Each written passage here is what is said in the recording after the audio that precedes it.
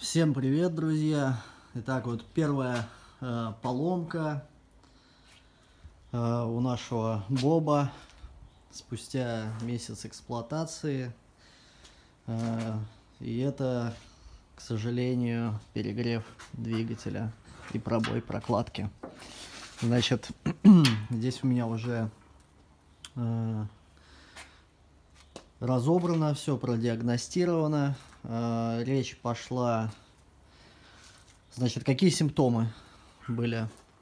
Когда я его только взял, он довольно-таки хорошо заводился.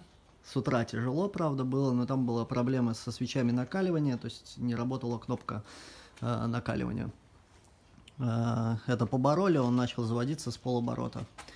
Значит, до недавнего времени, буквально 3 дня назад, я производил работы по участку и увидел, что Bobcat при заводке выделяет из трубы белого цвета дым. Но не придал значению этому, подумал, что может быть что-то,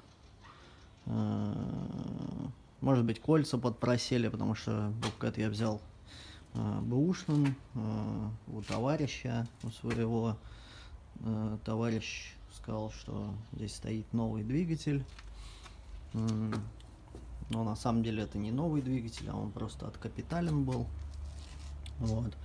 У меня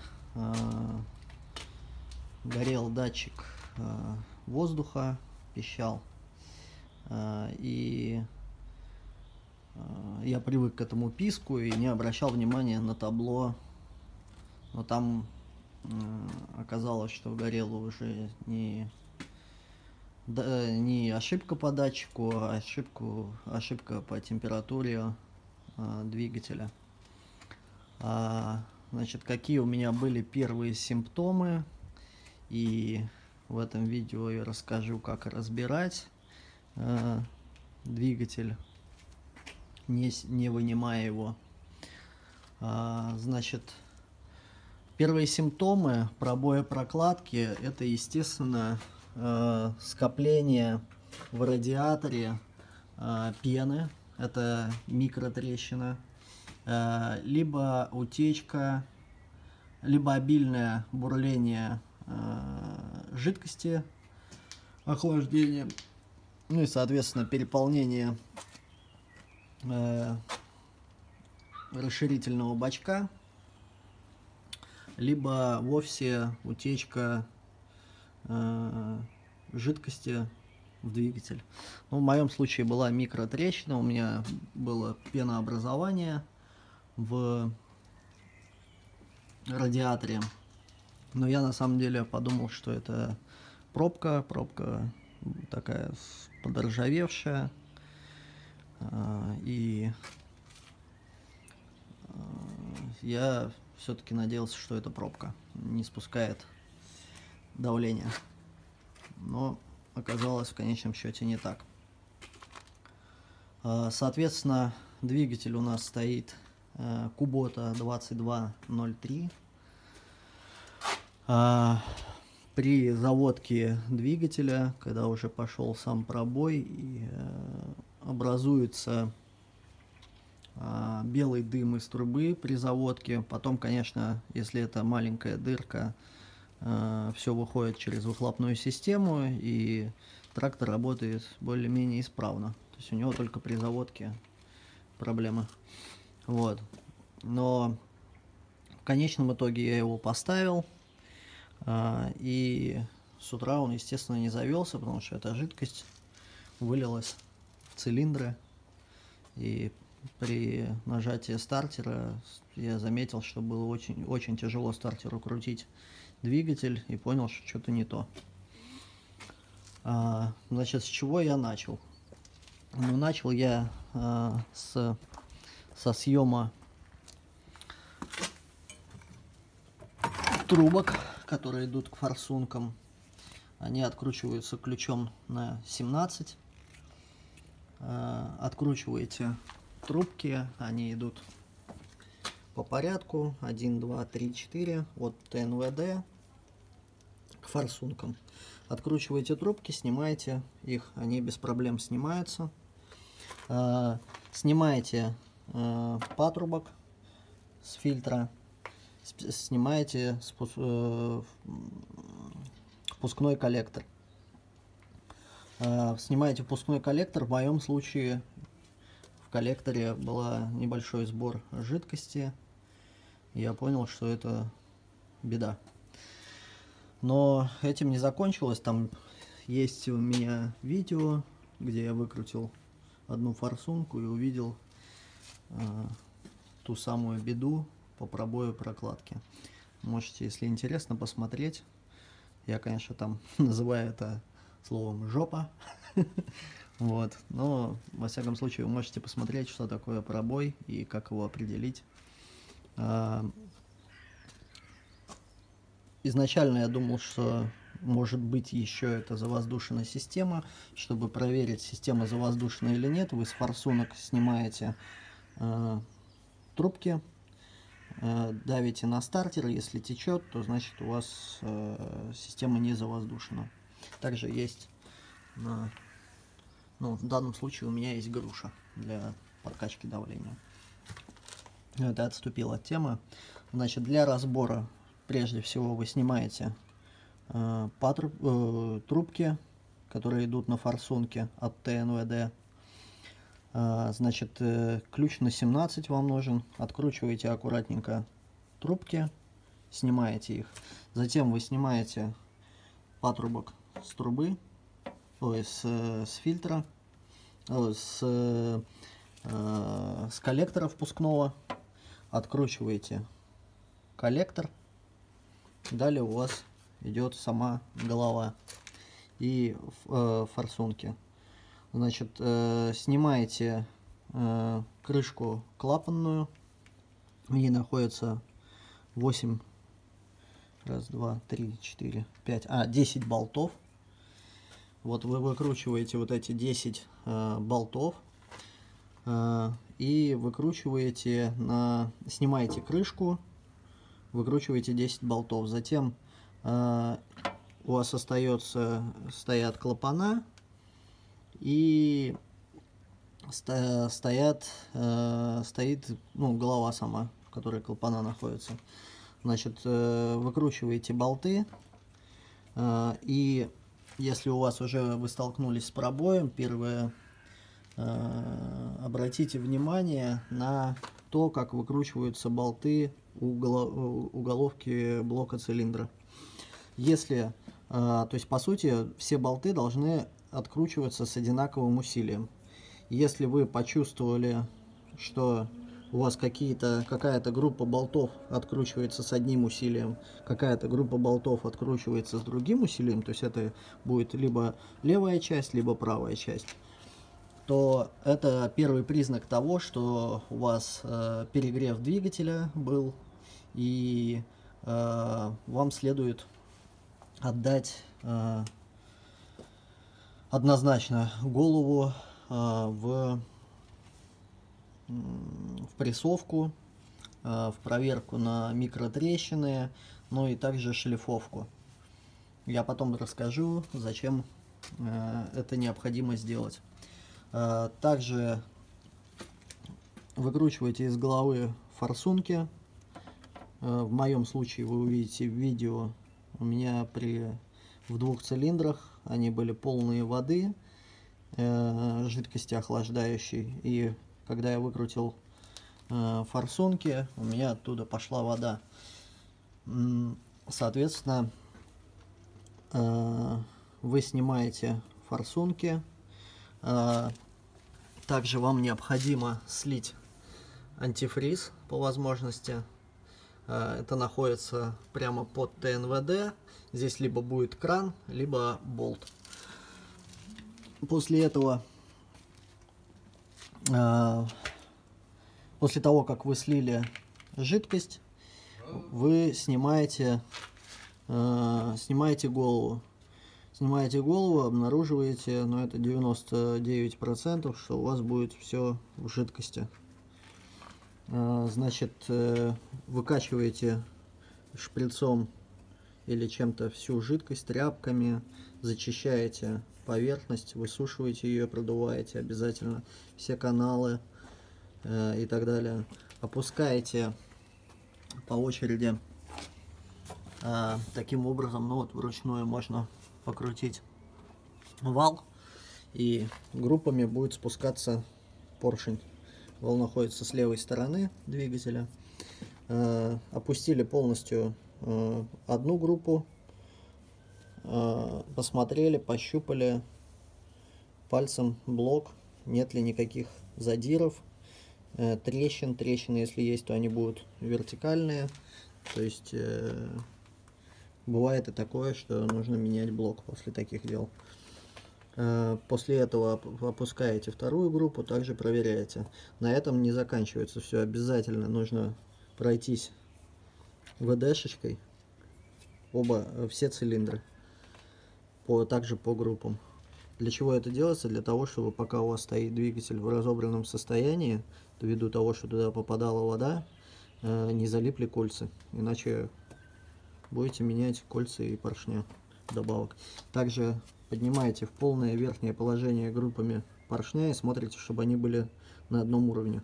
Они обязательно должны быть на одном уровне. То есть подняли, два одинаково должны находиться поршни.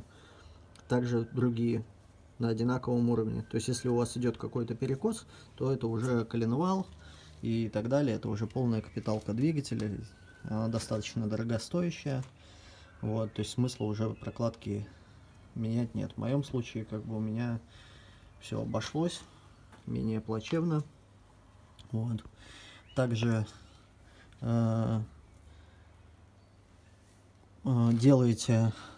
отдаете в шлифовку и проверку на микротрещины головку блока, заказываете прокладки. В моем случае в Петербурге у всех выставлены объявления, но ни у кого не оказалось этих прокладок в наличии. Но вот ребята с бобкетчики с автово сказали, в понедельник уже будут, то есть через 2 дня. Набор прокладок не оригинальный, то есть обязательно, ну, не обязательно покупать оригинальные, там ценник отличается там раза в 4, вот, но по сути материал один и тот же, только кошечка на коробочке будет нарисована. Вот, соответственно, покупаете сразу же прокладки для впускного коллектора, для выпускного коллектора, для головы, ну и желательно для крышки клапана, для клапанной крышки. Проверяете форсунки обязательно, так как попала вода, форсунки очень не любят воду, и форсунки нужно тоже сдавать на проверку в любой там Bosch сервис, там, ну, в любой сервис, который занимается форсунками.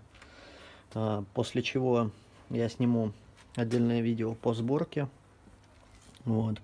Обязательно счищаете с двигателя все остатки, то есть он должен быть более-менее полированный, то есть он светлого цвета, никакие нагары, ничего не должно быть на нем до поставки. Головку, если вы сдаете на проверку, там ее вам и так начистят, надраят и так далее. Здесь самим нужно делать. Ни в коем случае не надо какой-то шлейф машинкой, там еще что-то чистить.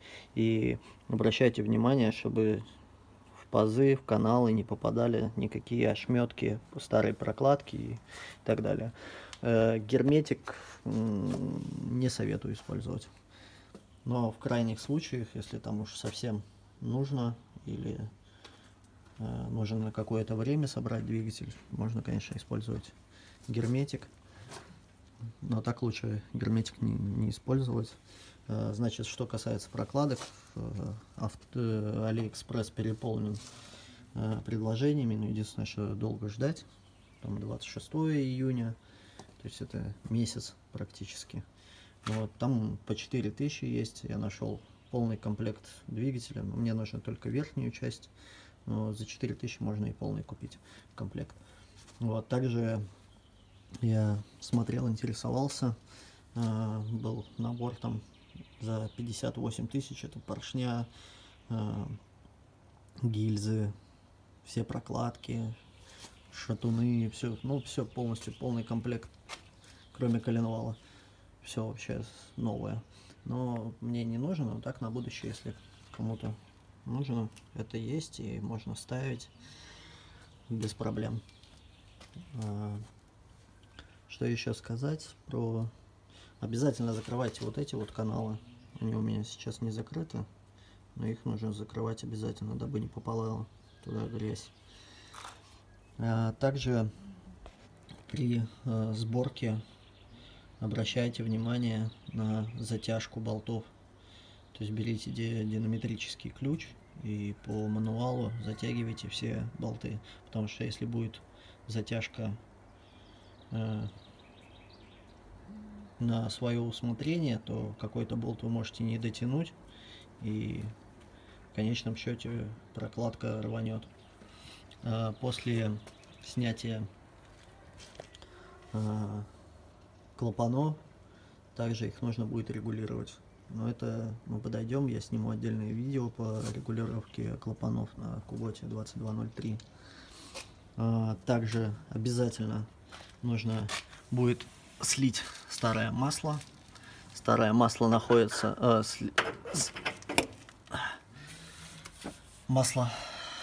слив масла находится в правой части нижней двигателя. В моем случае это вот шланг и заглушка в виде болта. Болт выкручиваете, сливаете масло. Обязательно залейте какого-нибудь другого масла на время. Это, например, ну вот я купил довольно-таки недорогое масло Genesis 5W30 для дизельных двигателей. Это когда вы уже соберете, нужно будет залить это масло, чтобы поработал немножко, там 3-5 минут на другом масле, также его слить.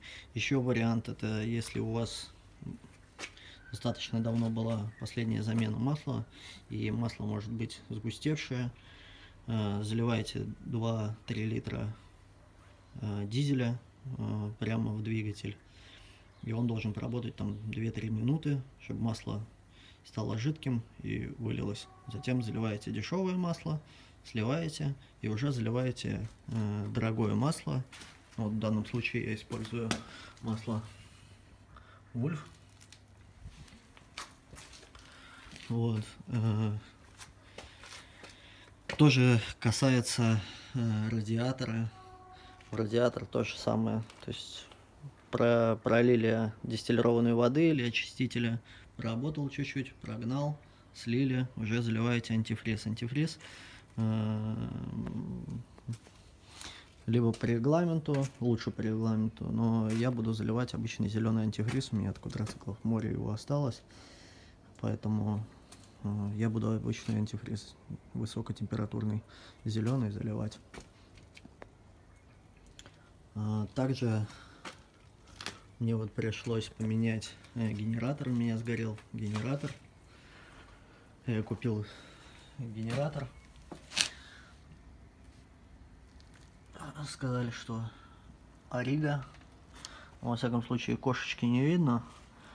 Наклеечек с кошечкой нет. Я так понимаю, что это полуарига, но работает нормально. 12 800 он стоил, с учетом того, что я свой сдал у ребята. Вот.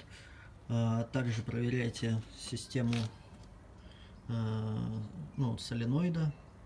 То есть, когда вы заводите, он должен открывать топливо. Также меняйте обязательно топливный фильтр, не забывайте менять, потому что ТНВД не любит косяки по топливу, по грязи и по фильтрам.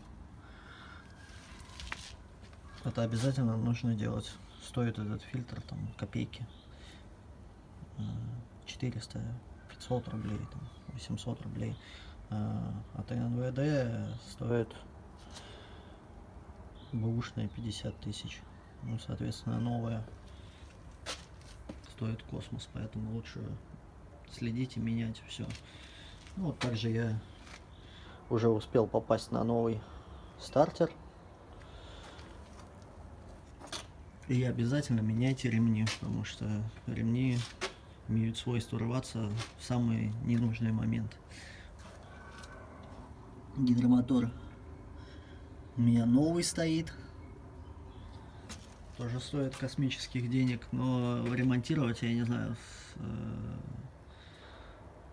не стали ремонтировать его, потому что смысла особого нет. Это такая деталь, которая, как ее не ремонтирую, она все равно будет ломаться. То есть ее либо она должна быть новой, либо... Ну, кто-то ремонтирует. В общем, ребята, ремни, масла, все датчики должны работать обязательно, дабы не попасть в вот такую ситуацию. И обращайте всегда внимание, когда у вас какая-то ошибка выскакивает. И, конечно, при покупке бэушной техники, любой, что это будет квадроцикл, снегоход, не садитесь сразу кататься, эксплуатировать. Возьмите, сначала проверьте все, разберитесь, посмотрите, все ли исправно, нигде ли ничего не подтекает, дабы не попадать вот в такие вот плачевные ситуации, как попал я. Учитесь на ошибках чужих. Вот. Так что подписывайтесь на канал. Буду снимать видео про то, как устанавливаем, собираем двигатель. Покажу, как отшлифовали головку блока, какие пришли прокладки. Также все работы, которые будут производиться, постараюсь заснять. Ввиду того, что я делаю это один, это не очень легко получается. Поэтому больше всякой теории. Забыл сказать, если будете снимать головку блока, я загеморроился, я выкручивал выпускной коллектор, откручивал от головы. По сути, можно было здесь на гофре стоит выхлоп, крепится вот сюда. То есть можно было, я почему-то не сделал этого, не знаю почему. Может, потому что сильно расстроился. Можно было открутить вот здесь вот патрубок, вынуть его и снять вместе с головой. Это гораздо проще, потому что у меня на откручивание вот этих 8 болтов от головы ушло порядка 2 часов. Верхний еще ключиком можно дотянуться с задней части, а нижний уже нужно с карданчиком изнутри откручивать. Это, конечно, очень геморройно. Это нужно опрокидывать кабину и на полную вытянутую руку с учетом 2 удлинителей откручивать эти гаечки, которые приржавели и так далее. Но здесь я сам себе создал геморрой. Так что, ребята, подписывайтесь на канал, смотрите, что у нас получится, и посмотрим, сколько это будет жить. Также не слушайте супермастеров по ремонту спецтехники, потому что я, когда позвонил мастерам, мне сказали, что это дня 2 только разбирать. На разборку вот этого всего дела у меня ушло 1,5 часа времени. То есть с учетом того, что у меня есть опыт только по мототехнике, квадрикам. То есть бобкэт я ни разу не разбирал и ни разу не сталкивался с данной техникой. То есть все, ребята, просто и легко, ничего такого сверхъестественного здесь нет. Все крепится, все в доступе. И если, конечно, иметь небольшой опыт, то можно было даже избежать тех ситуаций, с которыми я столкнулся по незнанию. Например, вот с этим патрубком выхлопным. Так что всем удачи, не ломайтесь. обслуживайте технику и смотрите дальнейшие видеоролики по обслуживанию техники. Пока-пока.